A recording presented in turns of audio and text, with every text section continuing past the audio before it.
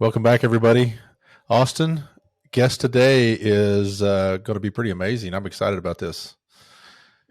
Yeah, I mean, this is the design of this podcast is to open up resources nationally, whether it's from departments, therapists, organizations. And this is one of the most important organizations I feel like in the movement for the police side in the wellness sector. And so I'm excited for people to learn more about it. If they don't know already, maybe learn more about some of the wellness conferences that they hold and some of the studies and other things that they're doing on the wellness front. I could not agree more. And I think it actually crosses over disciplines outside of law enforcement as well. I think this is a great conversation on wellness within law enforcement, but there's a lot of eyes looking at what's going on with this. And without even delaying, let's just introduce our guest. This is Sheri Martin, the National Director of Wellness Services at the National Fraternal Order of Police. And actually a cop's cop. She's a cop at her core. Welcome, Sheri, to the podcast. Thanks for coming on. Thanks, guys. Glad to be here. We are so excited to have you here and talk a little bit about wellness. Obviously, it's a passion for us here at the No One Fights Alone podcast because at our core, we're advocating for mental and emotional health and all facets of the wellness circle, all areas of wellness. But tell us a little bit about who Sheri Martin is, just to kick us off. How did you end up here? Where did you get started? Man, what a story. Well, I never really intended to be a cop. I'm retired from law enforcement now, but wasn't what I set out to do with my life. But things go the way they do. And after 4 years of college, I didn't feel like going to school anymore at that point. So I tell people I fell into it by accident, but fell in love with it after that. I was an intern at a police department in Chapel Hill, North Carolina, and started my career there working for the town of Chapel Hill after I got out of school. And then, moved around in my career a bit. My brother was living in Charleston, South Carolina, and said, "This is a great town. You should come here." So off to Charleston I went and spent the next 18 and a half years of my career there. My career was mostly in patrol because I joke that I have a short attention span, and that's the literal truth. I couldn't stick with an investigation for weeks or months. So my hat's off to those detectives in the room because, wow, I like to show up and solve the problem and move on to the next one. So you're an action girl. Yeah, patrol was where my heart was, and so there I stayed. Moved up through the ranks, and became the watch commander on the evening shift in Charleston. For those of you, who have ever been to Charleston, you know what a great city it is. If you've never been, I highly recommend it. And then I moved away from Charleston after 18 and a half years working there because I met my husband, who's also on the job. He's in his 30-something year now. So he was living in Connecticut. And so I moved to Connecticut to be with him and his 3 sons that he was raising from his first marriage. So when I moved to Connecticut, went from lieutenant in Charleston to patrol officer in Enfield, Connecticut. And I finished out my police career there working in Enfield. So then in the middle of all that, when I was serving as a volunteer on the National Officer Wellness Committee and the Fraternal Order of Police, and we'll talk more about the FOP in a minute and kind of how we function. But so most of our people that work on our committees in the FOP are volunteering. They're working active and retired cops that are volunteering their time on committees. And I was serving on the Officer Wellness Committee. And after some projects that we did on that committee, surveys that I know we're going to talk about during the podcast, we found ourselves in a place to create some new wellness programming within the Fraternal Order of Police, and we needed someone to do that work full time. So with that, I retired from law enforcement and became the first director of wellness services that the FOP has ever had in our over 100-year history. And I'm thrilled to be sitting in that space. I guess, I should throw in there during my time in Charleston, at some point I said, one day my body's not going to take this job anymore. And this wasn't, oh, by the way, what I meant to do with my life anyway. So I probably ought to go back to school. So I jumped back to school in there, got a master's degree in counseling, worked as a clinician in the VA hospital in Charleston there for a bit, and got some clinical experience under my belt. So Being the director of wellness services is a mixture of all those things. It's my experience, 23 years in law enforcement. It's, work as a clinician in my background as well, and just a love for the men and women in law enforcement that is what characterizes the Fraternal Order of Police.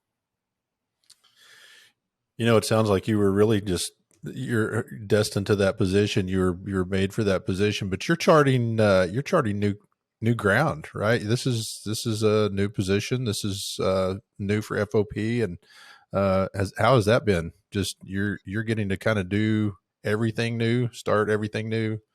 How's Yeah, that it's been?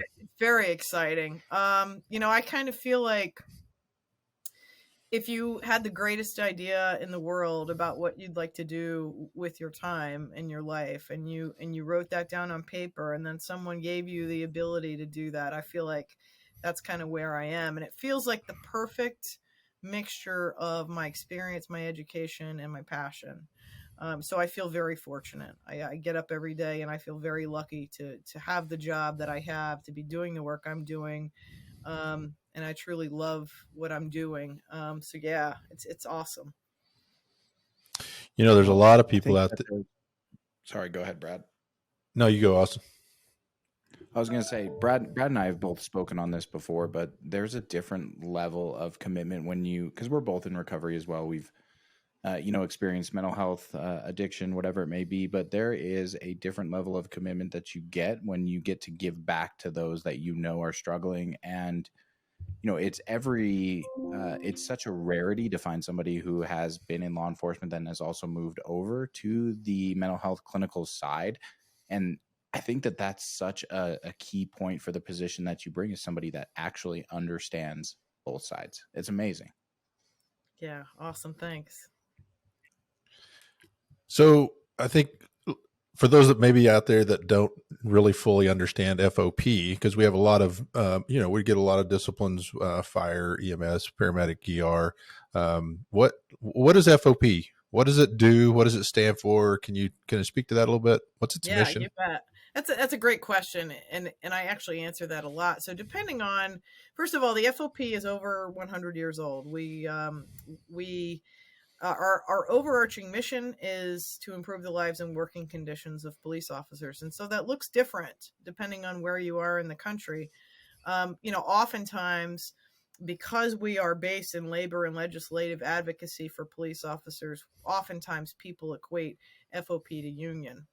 And in some places, the FOP does function as a union for police officers. However, it's so many more things than that. So, for example, we are in all 50 states, the District of Columbia, and even have a few lodges in some foreign countries. And so we all know that police unions don't exist everywhere. We have right to work states where police officers and other public employees cannot unionize. They don't have collective bargaining rights. So obviously in those states, the FOP is not their union. But we have several states that are right to work that have strong FOPs because they are advocacy groups. Or, even at the smallest level, sometimes it's a fraternal organization where the members get together to fellowship and support each other. But, for example, in South Carolina, where I spent all those years, the FOP, South Carolina is a right to work state. So the FOP is more advocacy. They do have a lobbyist that they use in their state house to push law enforcement issues forward.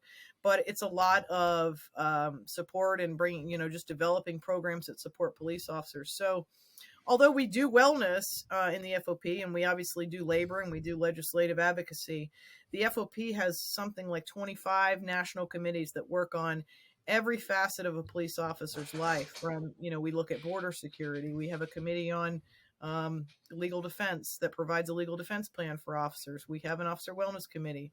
We have a safety and security committee. We have basically a committee for everything that's involved in a cop's life, as well as some charity work that we do. We have a committee that works on Easter seals. We have a committee that works with the torch run, Special Olympics.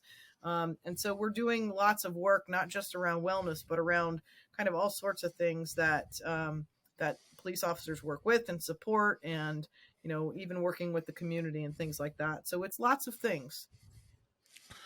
It's fascinating how richly involved the FOP is in the law enforcement game. So if we look at this and drill down for time purposes, I'd love to spend more time talking about some of those committees. But your obviously your passion, why we have you on here, the wellness committee. Let's talk a little bit about that. Can you tell the listeners a little bit about what that really is, what the origins of it are, and then where we are today? Sure. I think our committee started maybe about 10 or 15 years ago. And back then it was called the Critical Incident Committee. And so I think it actually started just post 9/11. So what we saw is we started to see how critical incidents like 9/11 were affecting cops, right? Affecting their health, their well-being. And so we created a Critical Incident Committee. Well, that morphed because we soon realized that it's not just after a critical incident that police officers need support and can benefit from wellness services. It's all the time, right? So that morphed into the Officer Wellness Committee. Fast forward to now, we're an entire division. So previously the FOP was built on that labor services division and that legislative division. Well, now wellness is another pillar of our organization. And the committee itself is made up of 8 folks and me, who are a combination of active and retired police officers, all who have backgrounds in peer support, crisis intervention, hostage negotiation, or some other facet that relates to mental health. And then there are a number of subcommittees that work under that main committee. So we're basically working with a group of cops who are developing services for other cops, which is kind of the way the entire organization works. We are cops working for cops, whether that's got to do with legal defense or officer wellness. So, some of the things that we have been able to build, it's pretty amazing. It's what I call our wheel of wellness. We have 5 different, I think, initiatives, I would call them, that we are constantly working on. And each of the committee members has a say and input into how each of those things gets developed, how it works. We don't, as the director of wellness services, I certainly don't operate in a vacuum. I bounce off everything that we do on those 8 folks, and they are absolutely essential to the work that we're doing. Those initiatives, what can you talk a little bit about those? What those initiatives are? Yeah, sure. So where do I start? I guess I'll start with maybe the thing that we're seeing the most impact of right now, and that's our approved provider bulletin. So back in 2016, 17, we started to see, as we started to talk about police suicide more, we started to see residential treatment programs pop up with first responder programs. And, because we were talking more about it, and facilities started to think, oh, wow, geez, maybe we should get a first responder military program, whatever. So we started to look into those, see how they were being formed, see what the expertise was behind the program development, and start to really kind of vet out the good from the bad, right? Because, even though things are well-intentioned, our subset of the population is unique to work with. We're a unique client base to work with. So there's certain skills that, I as a clinician knew that those providers should have. Certainly, my experience talking with other cops, we knew that they would not be comfortable in certain situations. And so, in order to get folks to use services, we need to make them as comfortable as possible, remove as many barriers as possible. And so we started to vet resources. We started to vet not only residential treatment programs, but wellness training programs and wellness products like phone apps that are out there, and hotlines for cops, and individual clinicians, most especially. So what we have been able to do is we have started to create the approved provider bulletin. It's right on our FOP.net website, and it's a nationwide directory of culturally competent wellness services for law enforcement. And so, sometimes people don't know what culturally competent means. It basically means that service, that provider, is competent at working with law enforcement clients. It means that they have some background working with law enforcement, they understand law enforcement culture, and they have some experience that will make that officer hopefully more comfortable using that service. And so what we've been able to do is start creating a place where officers can go and find services if they're not comfortable using agency provided services. They can go there to that approved provider bulletin, find resources that have been vetted by 9 other cops, and found to be competent in working with our population. So we're really excited. We've been doing that vetting work for a few years now, and put that approved provider bulletin website up about 3 or 4 months ago.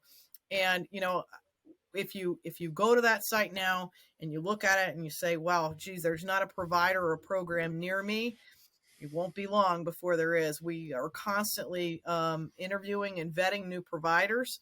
So stay tuned, because that list and that directory is just going to grow and grow.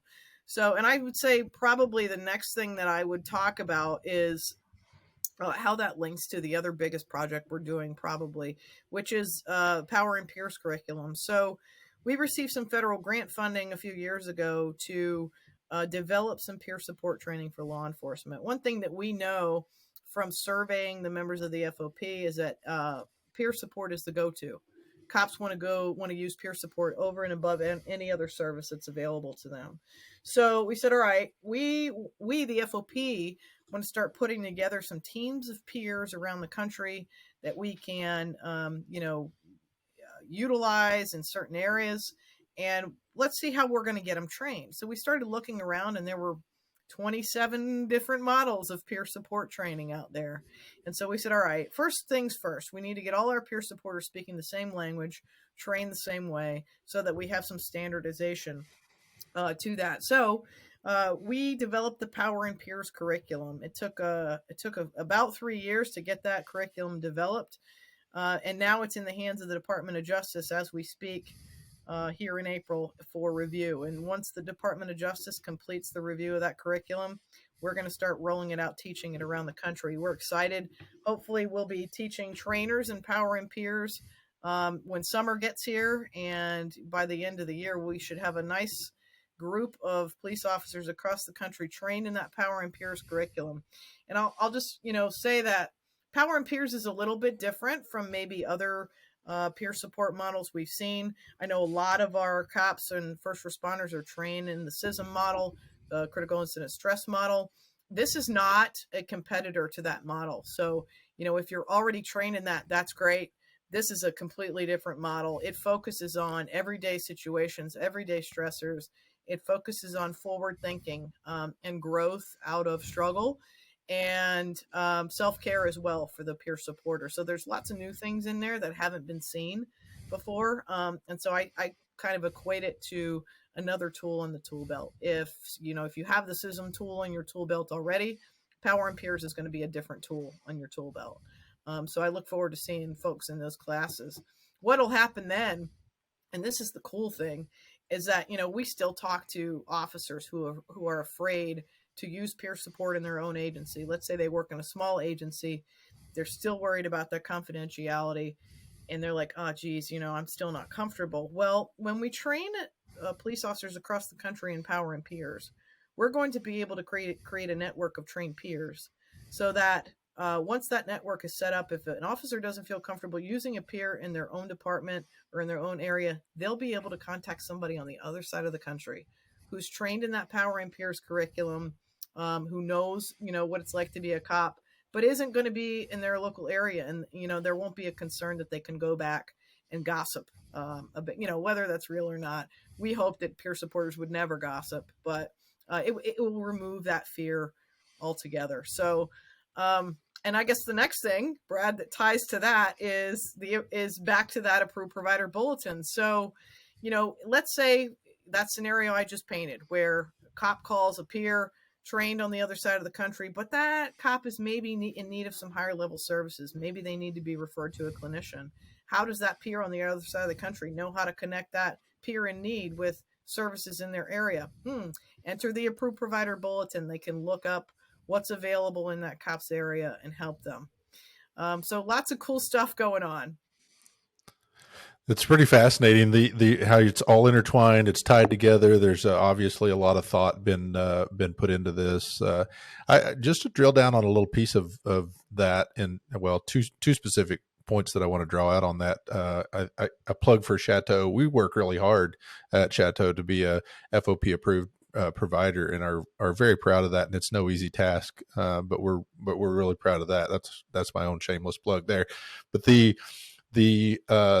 I'm glad you brought up the CISM point, which critical incident stress management is what we're referring to. And having ran the peer support program for my home agency, I found pretty early on that the CISM process, albeit extremely effective and a powerful tool, was just one tool that was actually not enough for the peer support team to actually hold its own in a lot of different areas of that wellness piece. And I just find it fascinating that you're actually this Power in Peers curriculum is expanded to the facets of, and I love the fact that you bring up self-care, because so many was one of the things that we found with the peer support program, that the peers oftentimes are burnt out. They're running themselves in the ground.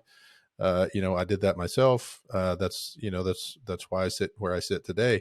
And I find it really, really interesting that you have put a lot of thought, obviously gained the wisdom and insight from some experts in the field in this. So kudos to you. I'm excited to see what that actually looks like. So, well, we've got so much to talk about, but I want us to keep moving here, because I don't want us to leave out the conference. So Austin and I just got back from the conference recently. Amazing conference. Thoroughly enjoyed the conference. You did such a great job. What were your thoughts on that? How do you feel? I'm sure you're exhausted catching up from that. Yeah, so yeah, you're talking about our FOP Wellness Summit. Man, that's been another great journey. So we started with the FOP Wellness Summit about 4 years ago now. I believe the first one was 2019, and we've seen attendance double since that time at the FOP Wellness Summit, which we're certainly very excited about. Our committee members get really invested in putting a good program together every year. And for folks who might have been to other officer wellness conferences, I think one thing I'd say is that the FOP Wellness Summit feels a little bit different than some. If you go to the IACP OSW, it seems like it to me. What's been told to me is that it seems a little more intimate. It seems like it's more based on the experiences of rank and file cops. What we do with that summit is we offer some optional physical fitness activities, both in the morning and in the afternoon. Then we try to find some interesting keynotes each year that, maybe have a personal story to tell, maybe, can talk about how the career in law enforcement has impacted them personally. Then we host a series of breakouts. And so there's lots of choices. The biggest complaint I hear is that there were too many choices of seminars, that officers who attend couldn't make it to all the ones they wanted to get to. And so some of them we do bring back year to year, but we change the programming every year to kind of reflect what's current, to bring in new information about wellness. We aim to include all of the different facets of wellness, not just mental health, but physical wellness, financial wellness, family wellness, spiritual health. And we try to bring all of those things together with some interesting presenters. And then we have added in a few sprinklings of things over the years. We have a vendor area where attendees can learn about different wellness programs, different wellness providers. And yeah, great job, Chateau. Shout out to Chateau for being one of our vetted and approved providers. So they can also learn from other attendees. One thing that we have tried to do is we showcase police agencies that have set up good wellness programs already. And we let them get up and talk about how they got their wellness program together, to give some tips, answer some questions, so that, attendees who might be new to setting up their wellness program, getting their peer support team started, can learn from the success stories of some of the other agencies. Another thing that, we try to bring in some fun things. We brought in some massage therapy chairs this past wellness summit. There are usually a lot of service dogs on hand to make things a little more interesting. And then, there's kind of just something, I think, a little bit, there's something for everybody there. Lots of opportunity, I feel like, to fellowship at the FOP Wellness Summit, maybe than some of the larger ones, because ours is a little bit more of an intimate setting. To me, Brad, what I love most about the FOP Wellness Summit is that it's put together by a bunch of cops. So we don't typically do a call for papers for that summit like you see other conferences. We'll ask folks to put in proposals. We don't typically do that. What we do is we gather as a committee of 9 and we bounce ideas off of each other. We brainstorm and we call in our experiences over the past year, things that we're hearing from our fellow officers, things that we're hearing from membership, leadership, what's current in the policing environment.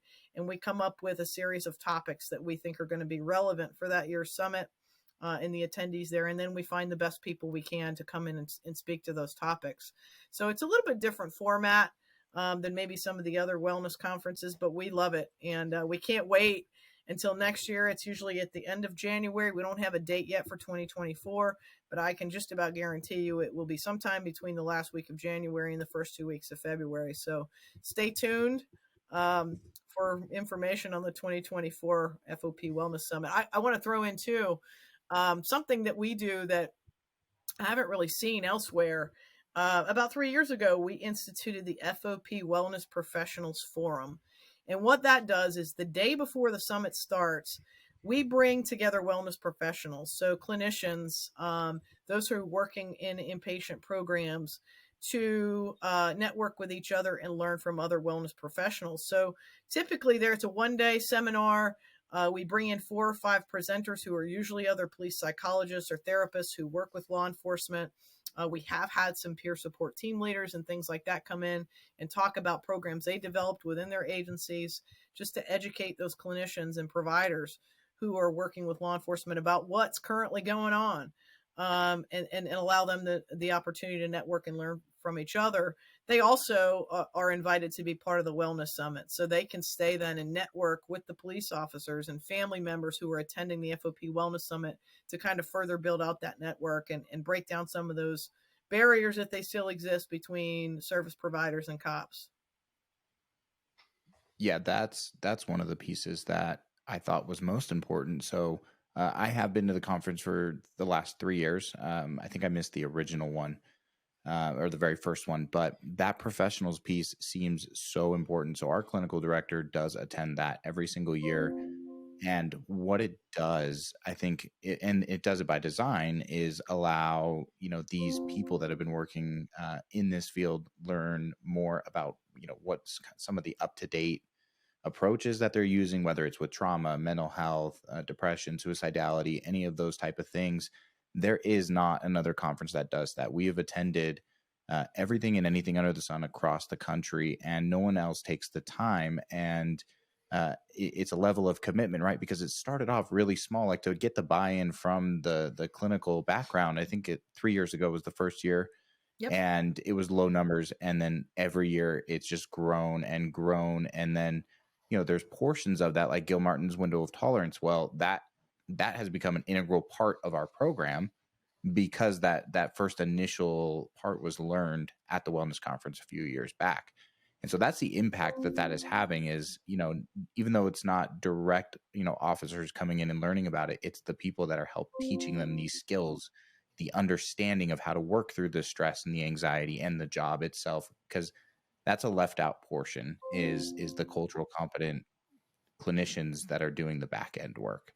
And that's a really cool thing. But then also you've also seen how it grows. Like Indianapolis does a presentation on their peer support, team, it seems like every year. And the first year they did it, I think there was maybe 30 people in the room for that one, maybe a little bit less. I mean, last year it seemed like there was a few hundred, two or 300 people in that main room. I sat in and listened, and I mean, it was amazing to see the questions that people were asking, because they were all so relevant to both big departments and small departments, and how they operate, what their, the way that they deal with critical incidents, everything was being asked. And it was great to see people understand and get to take that back with them. And people, they don't do that either anywhere else. Yeah, we really like that piece of because here's the deal. I mean, cops learn from each other, right? I mean, we ask each other everything from who's your doctor to who mows your lawn, and so I feel like there's no better way for cops to learn than to learn from each other. They trust each other the most. They can speak the same language.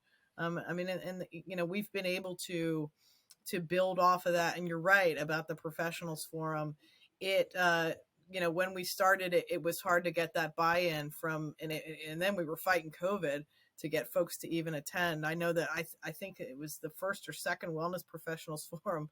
We were one of the first conferences to come together at the end of COVID to actually meet in person. And so people were very tentative about getting involved in that. But what's exciting is that now, with the development of the approved provider bulletin, we expect that attendance at that professionals forum especially is going to continue to grow, because we are building now a network of clinicians around the country, right, and other providers, where they can come together and learn what's happening on the other side of the state or on the other side of the country, and even getting in front of things. So another thing that was cool about the 2023 summit, talk about getting in front of things.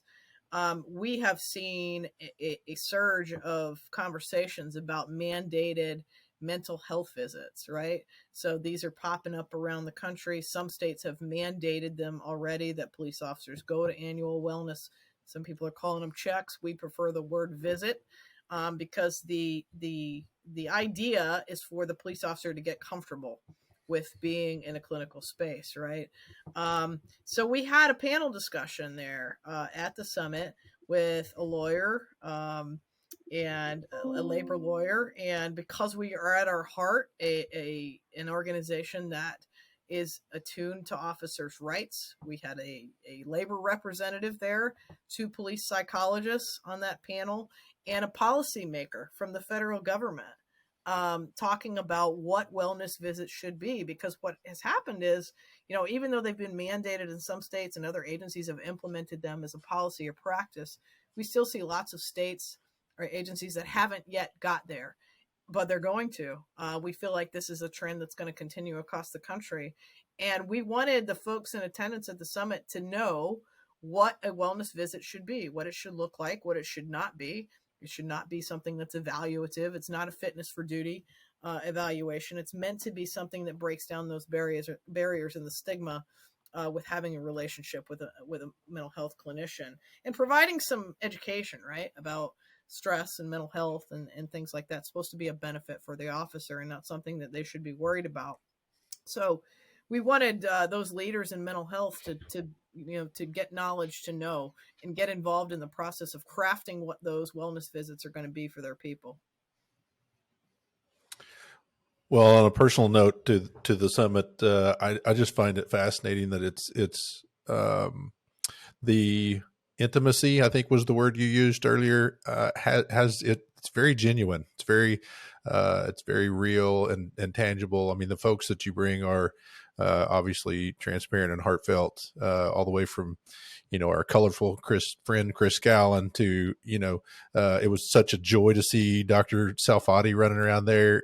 Just so many great people that a lot of these summits or conferences, it's more formal. It's a little more pomp and things going on there that really has maybe a disconnect feel to it. The FOP summit, National Summit, was not that way. It was very friend oriented, very, very, very much a welcoming environment. So with that being said, let's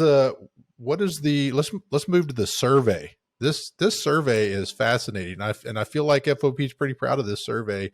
What are some of the thoughts with Sheri Martin and the wellness team on the survey and how we're going to use that survey? Yeah, thanks for asking about that, and thanks for the comments about the summit. It's glad, I'm really glad to hear that was the feel, because that's really kind of what we're going for. So surveys, wow. So let me just say, I think we've all heard the term, there's power in information, right?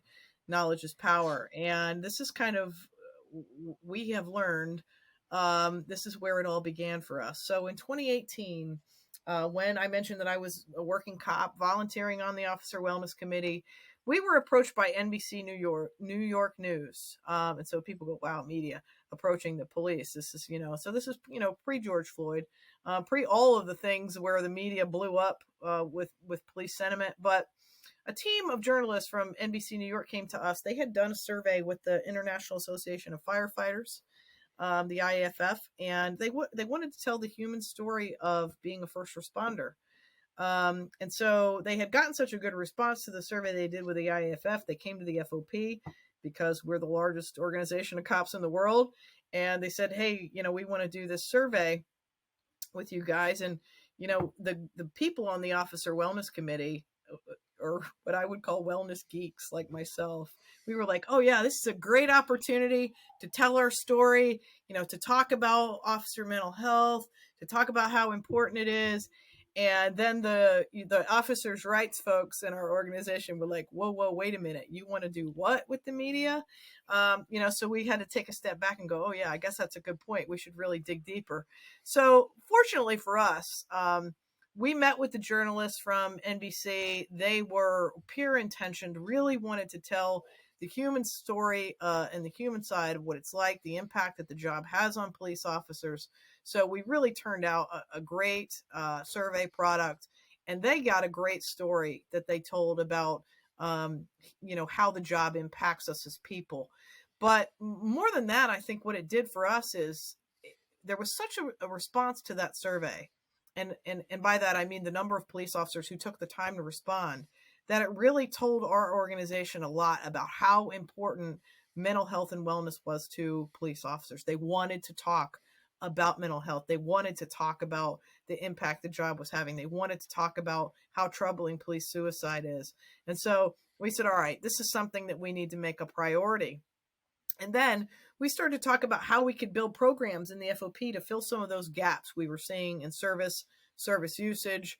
And as we started to talk about building out those programs, the ones I really just described to you, earlier in the podcast, we were able to secure some federal grant funding to help us build those programs faster.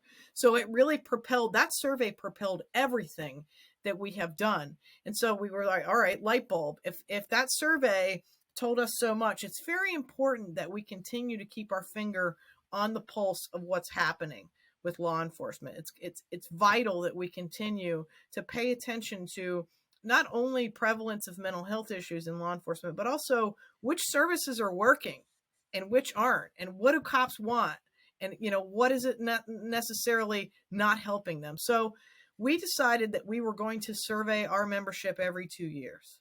And so in 2021, we did the first biennial critical issues in policing survey. And we asked not just about mental health issues. We asked about critical incidents going on, or critical issues going on right then in the country. We were at the end of the pandemic, or in the middle of it really, in 2021. George Floyd incident happened. There were all the protests against police, calls for defunding, lots of issues swirling around law enforcement.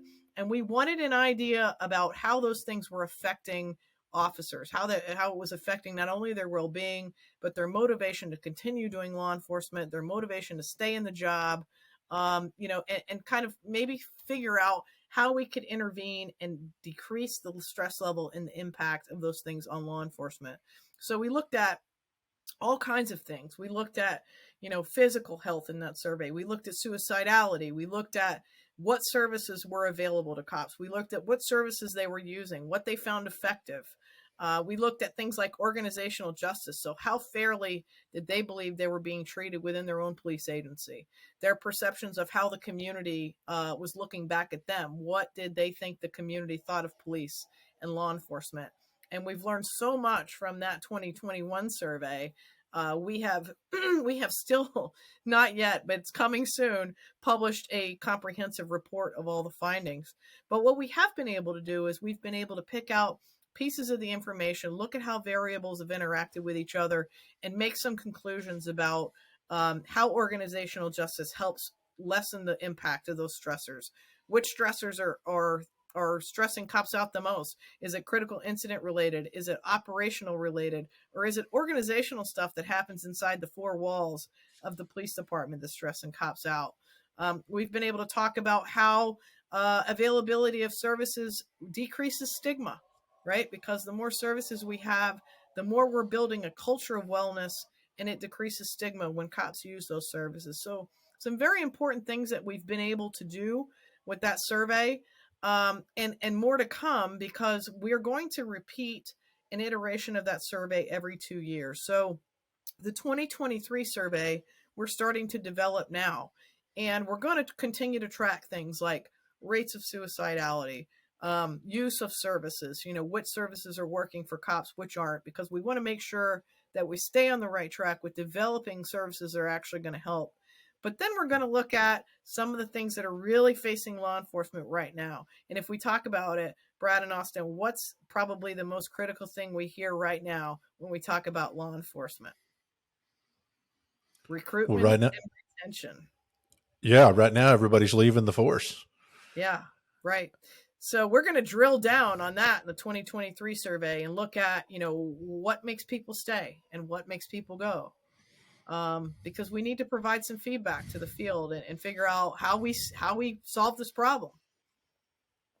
Yeah, we recently did a tag in on and not to bring our conversation down, but just to give a tip of the hat to our recent loss, which is that recruit that just came out of the academy. It was killed 10 days after graduation, and which brought up the whole the retention issue. And we were talking about people are leaving and we're not keeping up. Agencies are just we hear this a lot from agencies, and of course we see this a lot with clients coming in. I'm working this number of hours and it's twice what I was working 5 years ago. And it's, people are really tired. They're really just exhausted. Yeah. And that's not just the frontline folks, that's executive leadership down they're just really exhausted and frustrated.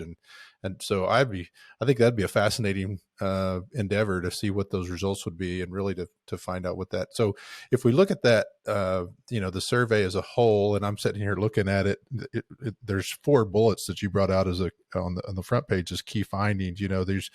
Was there any of these? I know that says key findings, these 4 bullets, but Sheri, was there anything that just like you weren't surprised at, or I'm sorry, you were surprised at? I mean, some of these things are obvious. Like, you're in the culture long enough. You're like, yeah, I knew that was coming. But was there anything that just jumped out at you that thought, well, I did not see that coming as a feedback from the nation as a whole? Yeah, actually, there's a couple things I could speak to. So one, I think it maybe was not a surprise to me, but it seems like it has been a surprise to folks when I tell them about it, is that we talk all the time about the impacts of trauma and critical incidents. And we often as a profession point to that as the reason why officers might be struggling. It must be the trauma, right? It must be those critical incidents. And while critical incidents and traumatic incidents certainly cause issues for first responders, those organizational stresses and operational stresses are just as high. So we looked at 20 different critical incident related stressors, 20 different organizational related stressors, and 20 different operational. So to give you an idea, critical incidents, obviously we know what those are. Organizational stresses are things like perceived favoritism, or what seems like unfair promotion practices or unfair discipline. Operational stressors are going to be things like fatigue or too much paperwork. The number one stressor for law enforcement, as they rated when we compared all those 3 categories of stressors, was an operational one. It was staff shortages. Number one stressor for cops. Number 2 was having a colleague killed in the line of duty. So, that's critical incident related. And among those top 5, there were 2 critical incident related. The other 3 were related to operations or the organization itself. And to me, that didn't come as a shock, because although I was witness to critical incidents during my career, certainly have seen, many traumatic things. The most stressful times, if I look back on my 23 years in law enforcement, the most stressful times were when I was in a promotion process or when I was in a discipline process. And, did I say the same 2 things? Discipline and promotion. Not at the same time, obviously, but, those were the most stressful times in my career. And it's a different kind of stress maybe than being involved in a critical incident, but we can't discount those other sources. The other thing that has to do with suicidality, and we asked about suicidal ideation, suicidal planning, and suicide attempts. And I think we know that, the danger zone for stress levels in law enforcement is usually in that 10 to 15 year period, because you're kind of in the thick of it then, right? Most of our cops in that 11 to 15 years on are in the thick of it. When you get toward the end, you can start to see the light at the end of the tunnel. And at the beginning of your career, you're still kind of in that honeymoon period.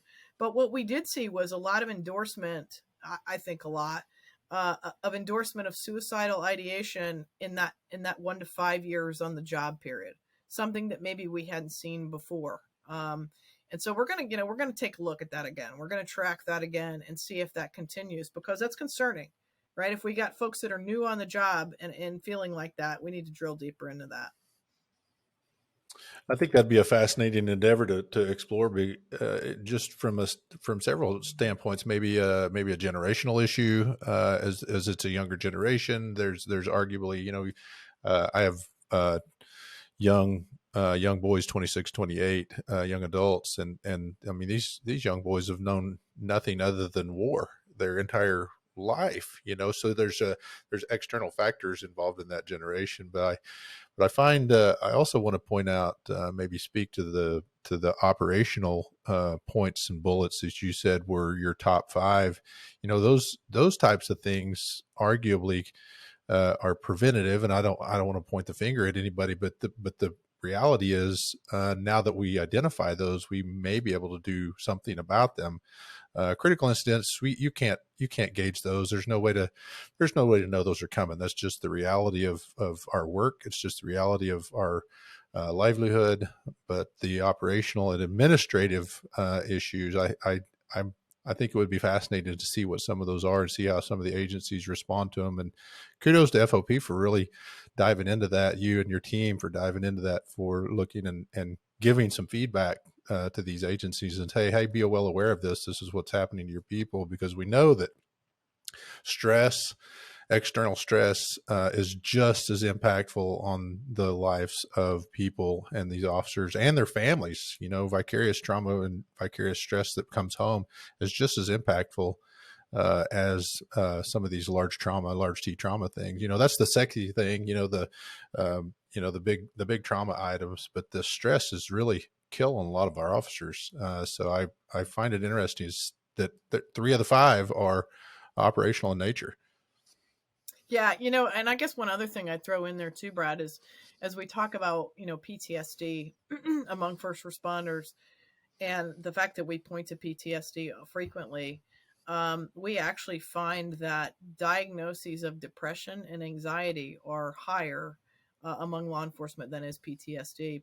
PTSD is a very complicated diagnosis. I mean, it's you really have to have a lot going on to be diagnosed with PTSD. Not that depression and anxiety diagnoses are not, but a lot more of our cops have anxiety and depression than they do PTSD. And so I think that we often overlook that too. And it's just as deadly. The PTSD is a complicated endeavor to get a diagnosis, and it's thrown around a lot. It's thrown around a lot. It's a pretty commonly arguably overused term. But anxiety and depression, the stressors of the job are mountainous, and you tackle in what's happened over the last 2-3 years.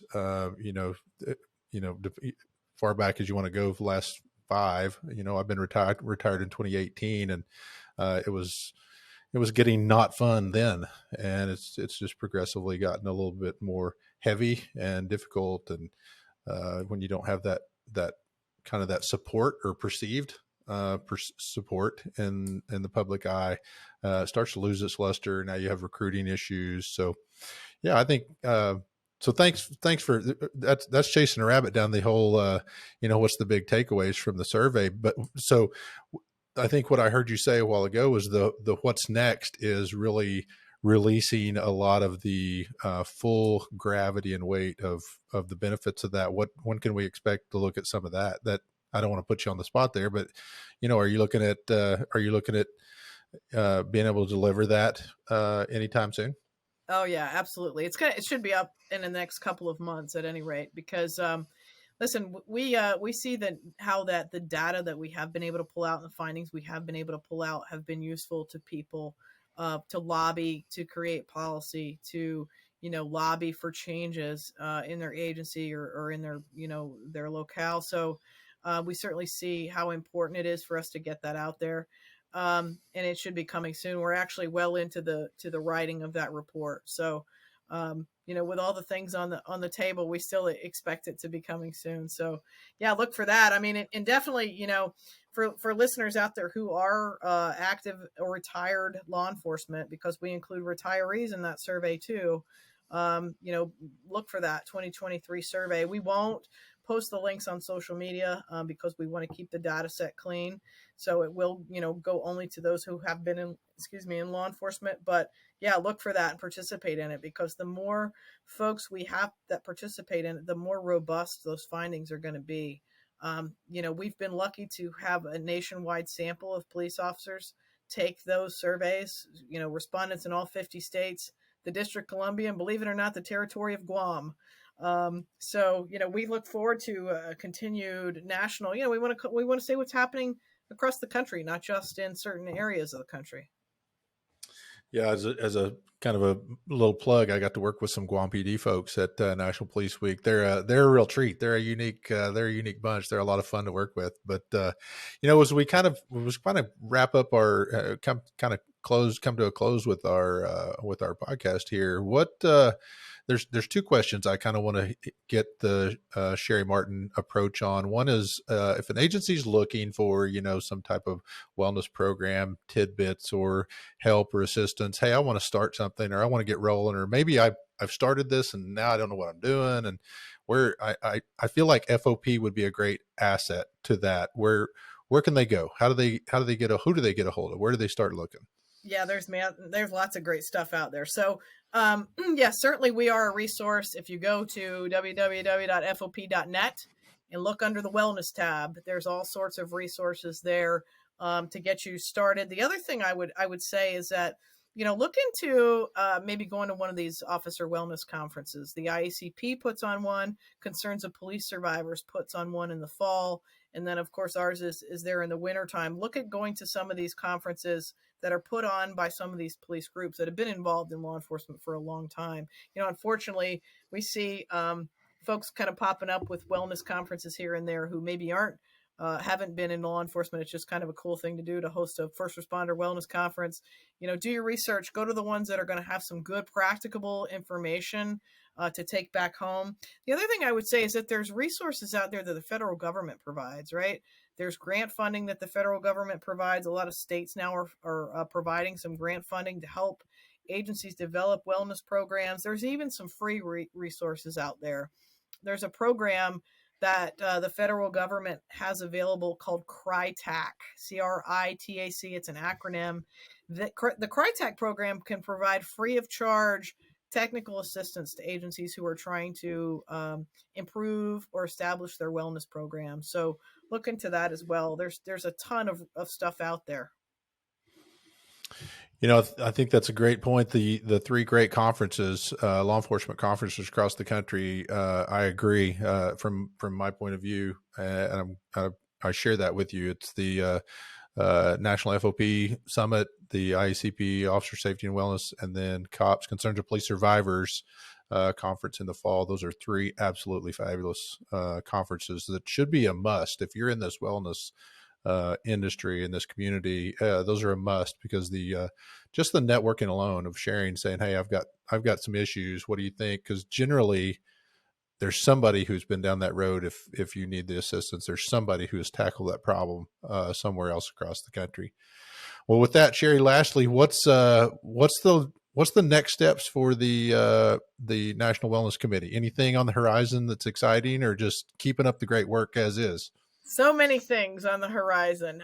So we're looking at rolling out that Power and Peers class, like I said, as we start to train peer supporters across the country. That's exciting. We're going to continue to develop that approved provider bulletin and, add more resources to that. That's an ongoing thing that we're going to be doing for as long as we can continue to find them. We don't have any anticipation that we're going to stop seeking out culturally competent services for law enforcement anytime soon. Of course, that survey, the 2023 survey, will be out in August. for folks to take that and participate in that. And we're looking at maybe developing some family wellness programming going down the road. The FOP does have a national auxiliary that supports our FOP members as well. So we're looking at maybe working with our auxiliary to develop some family wellness programming that we can build out in the future, because we have really learned too how important families are to the support of law enforcement officers. So maybe looking at something, that and a few other things. Maybe we'll see, Brad. That's actually fascinating. I love and probably I'm glad you brought up the auxiliary program, because it's a humongous piece of the FOP program. Again, got to get to meet and know a lot of them, the great ladies up at National Police Week. Such a great program, but that family programming, that's powerful. Love to stay involved in that. Maybe we'll have to have you on when you get that stood up and give us a talk about that. So, well, Sheri Martin, thank you so much for coming on and being a part of this and educating all of our listeners on what the great things that the National FOP Wellness Division is doing. So thank you very much. Thanks, Brad. Have a great day.